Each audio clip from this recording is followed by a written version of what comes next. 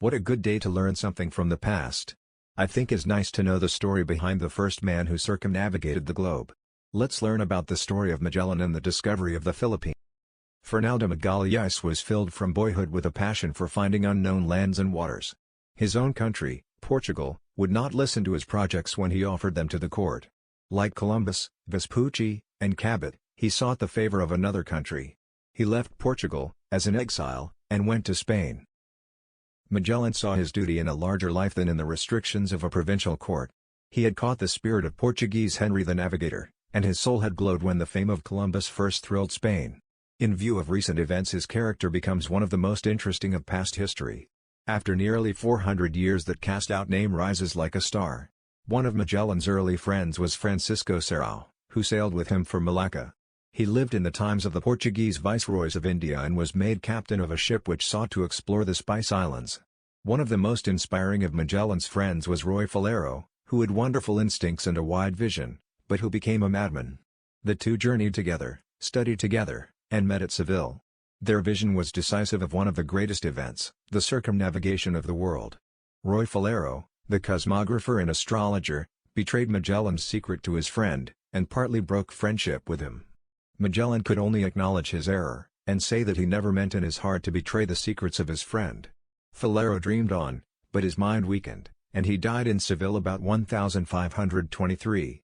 It would be interesting to know if he lived to hear of his old friend's great discovery, and if he joined in the general rejoicing over it. Discovery of the Western world owes much to Prince Henry, called the Navigator. He took up residence far from the pomp of courts on the bleak, bare, solitary promontory of Sagres. Some inward genius like a haunting spirit seemed to beckon his thoughts toward the west. In his solitude he called to him a company of restless spirits with a passion for discovery. Vasco da Gama discovered a new way to India by sailing around the Cape of Good Hope, Africa. King John the Navigator had heard such wonderful tales of India that he wished to find a way there by water. A Jewish astrologer told Dom Nuno, King of Portugal, that riches of India could yet be found by way of the sea. Portugal's Prince Henry the Navigator was a great-grandson of Edward III. Vasco da Gama crossed the India Ocean, passing the Cape of Good Hope, and met with many adventures, the narratives of which would fill a book. He sailed over those 12 leagues of clear resplendent waters and came to Calicut, or Malabar. It was a merchant city of the East, and one of the most famous of India. The city was now to become an emporium for the Western world.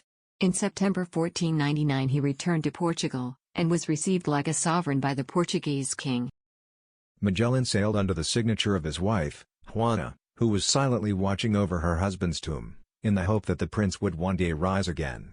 She had a tomb made for the remains in sight of her palace windows in Santa Clara, and she watched over it in silence for 47 years. Francisco Serrao, who had remained in the Indian possessions of the Portuguese, discovered resources of the tropical seas of the Orient that were almost boundless. 3 young Italians visited the scenes that his countrymen had made immortal by his voyage. They heard tales of the events that occurred when the Viceroy of the Isles was received at the march of Columbus through Spain. The old Moorish palace, the Alcazar, with its delicate lacework like the walls of the Alhambra, but richer in color. Alvaro da Costa, Magellan had been warned that he was in danger of being assassinated. But he did not fear as his project was known into public view at Seville. Magellan's ship bore a lantern and swung high in the air amid the thickly corded rigging, which the other ships were to keep in view in the night. Pedro Sanchez sympathized with the mutineers and wants to rescue them when they were being marooned. Pigafetta describes the South Temperate Zone and its inhabitants as they appeared to young and susceptible Italian, Pigafetta, nearly 400 years ago. He decided to make a voyage to unknown seas along with the Captain General of Armada, Ferdinand de Magellan. McClellan's expedition passed Cape Verde and navigated by the coast of Guinea of Ethiopia, where there is a mountain called Sierra Leone. Magellan's expedition was not for Spain alone, nor Portugal alone, but for the glory of the cross and the good of all the world. As a symbol of his faith, he believed that the divine would lead him, sustain him, and direct him. He was not seeking gold or fame or any personal advantage. And his purpose was to discover the unknown seas. Historian describes a giant who was on the shore of the sea, naked, and was dancing and leaping and singing. Magellan commanded to capture some of these people, and take them to Spain for wonders. Captain caused food and drink to be given to him, Then the crew began to show him some of the presents they had brought him. The captain now gave the giant 2 bells, a mirror, a comb, and beads, and sent him back to the shore. Expedition remained at St. Julian for 5 months, and acquired much information about the country from the captive giants with whom they learned to talk by sign language. The giants lived on raw meat, thistles, and sweet root, and one of them drank a bucket of water at a time. Magellan's mind was given to the more serious problems of the voyage, and days of mutiny came in the cold waters. Admiral Ferdinand Magellan's fleet entered the Strait of Magellan, which he called the Land of Fire because of the fires kindled by the natives. He wondered at the fate of the Antonio, thought her lost, but hoped that she might appear. No heart was truer to Magellan than mosquitoes, and true hearts know and love each other. Admiral Ferdinand Magellan entered a sea which he could have hardly dreamed to be nearly 10,000 miles long, and more than that wide. His soul had stood against his own country, his name had been cast out by his countrymen. Mosquito steered his ship toward the lonely islands where the crew had passed the winter. They found Carthagena and his brother monks still living, and never could 2 men have been more glad to escape from exile. Pigafetta's account of the voyage of Magellan's fleet tells how they lived on a diet of old biscuit reduced to powder, and full of grubs, and drank water that had turned yellow and smelled. One day the giant said to him, helplessly, "Capac." Our Italian understood that this must be the Patagonian word for bread. So he wrote it down, and the giant began to teach him his native words. He fell ill at last, amid all the misery, and one day found himself dead in the sea. Magellan landed on an uninhabited island in the Pacific Ocean and was greeted by natives who welcomed him with open arms and gave him gifts of palm wine and figs. In his memoirs, Italian Chevalier Pigafetta tells how Magellan feasted and entertained the natives and showed them specimens of his goods that he most desired. The island where the ships had moored was named Humanu, but because the men found there 2 springs of very fresh water, it was named the watering place of good signs. The Italian describes in an interesting way the visit of the king of one of the islands to the ships. Pigafetta tells us that near this isle is another where there are people who wear holes in their ears so large that they can pass their arms through them. The incident pictures the life of Magellan. He was a Portuguese gentleman of the old type, and presented an example worthy of imitation in any age. Magellan's first thought was for the good of the souls of these hospitable people. "I ate flesh on Good Friday, not being able to do otherwise, and gave several things to the king, which I had brought. There I wrote down several things as they named them in their language, and when the king and the others saw me write, and I told them their manner of speech, they were all astonished. The captain general detained a brother of his, the king of another island, accompanied by 3 men, to dine with us, and we gave him several things. The king abounded in gold, and was a grand figure. Magellan had made preparations to plant a cross on a mountain overlooking the sea, and ordered his ships to fire 6 cannon shots as a sign of peace. He told the kings that he wished to place it in their country for their profit, because if there came afterward any ships from Spain to those islands, on seeing this cross, they would know that we had been there. The use of the erica, or betel nut, is still common in all the Philippine Islands. The narrative of Captain General Charles Darwin's visit to the African country of Zubu tells how he caused his artillery to be fired, alarmed the natives, and then sent an interpreter to the king. He told them how God had made heaven and earth and all other things in the world, and that he had commanded that everyone should render honor and obedience to his father and mother. The people told him that they wished to consult their king in regard to becoming Christians. The friends of the captain wept for the joy which they felt at the goodwill of these people. The captain told them not to become Christians from fear of us, or to please us, but he said that those who did become Christians would be treated better and loved more. Mosquito in his still prison, with the world against him, dreamed of Magellan, Del Cano, and the Italian historian. "I swear," he said, "by the image of Our Lady, the Virgin, by the love of my emperor, that I will ever be faithful to you, O King of Saba." Here the true character of the statesman as well as teacher appeared. On April 26, 1520, Zula, one of the great chiefs of the island of Matan, sent to Magellan one of his sons and 2 goats as a present. He had promised his service to the King of Spain, but this surrender of royalty had been opposed by another chief named Silapalapa. This chief declared with native spirit that Matan would never submit to the Spanish king. Magellan divided his followers into 2 bands, the musketeers and crossbowmen, and sought to break their lines by firing their houses. The Black Army moved down upon them like a cloud, throwing javelins and spears hardened with fire.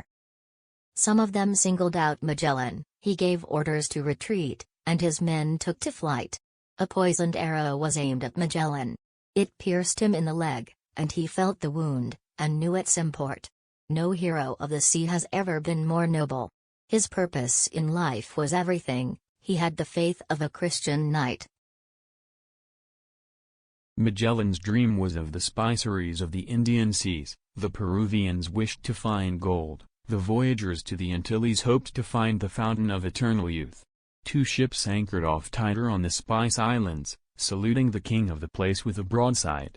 A ship laden with spices was hailed as next to a ship freighted with gold, as the Golden Hind was welcomed in the days of Sir Francis Drake. He also describes the nutmeg tree, ginger and saffron trees on the Moluccas. The Spaniards decided to bring some of each spice home, but to load the ships with cloves. When the spice ship began to fill with water, the officers sent for native divers who could not find the source or cause of the leak. Mesquita believed in his cousin Magellan as a true man, and as one who had a divine calling to fulfill. He still felt that he would prove another Columbus or Vasco da Gama. The 2 priests whom Magellan had marooned had honestly thought Magellan mad. Mesquita had his own confessor, and we can easily fancy how the prisoner must have opened his heart to him. Charles V was in his promise of glory now. In 1519, as we have before stated, he had been elected Emperor of Germany, and the Pope had bestowed upon him the title Caesar or Emperor of the Roman world. But how must the conspirators have felt during these uncertain months? The ships did not return. That seemed to favor one view of the madness of Magellan, and yet it did not leave them at ease. The mother of Caesar was almost the only person in Spain who hailed not the glory of Caesar. Mesquita could but hope and ask, where is the lantern of Magellan now? These were the times of Francis in France, and of Henry VIII in England. The whole world seemed to be changing. Pigafetta saw wonderful things in Borneo, among them a wild boar whose head was 2½ spans long, and oysters as large as turtles. There were certain trees on the islands that had very animated leaves, which lifted themselves up and walked away. Pigafetta heard also marvelous tales of the Emperor of China, who seemed to live amid human walls. The story of Magellan's voyage from Africa to the Iberian Peninsula is one of the most marvelous journeys ever made by any mariner. When the adventurers came to Java they heard stories that were as marvelous as those of Queen Scheherazade of the Arabian Nights. A little boy caught hold of a plank and held on to it as he was carried out to sea by a bird that could carry away an elephant. If one sails west 3 years one will gain a day, and if one sails east, one will lose a day. The solar year consists of 365 days and 6 hours. If the reader will note the following dates of this one.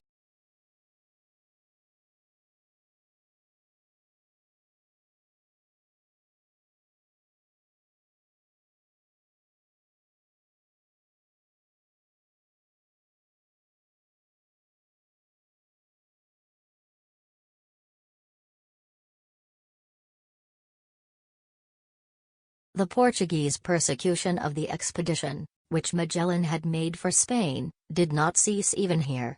The Victoria sent out boats for rice.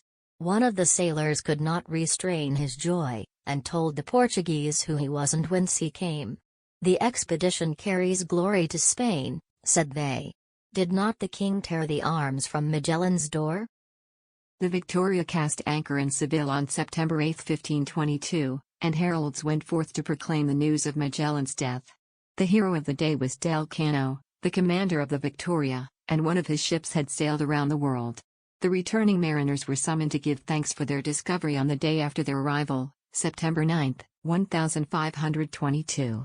Charles spread his tables of silver and gold to those who lived on the open sea on scraps of leather, and magnanimously welcomed as knights of the sea those who had followed the sun. Mesquita was a hero now, and a hero among heroes, for he had been a martyr to the cause.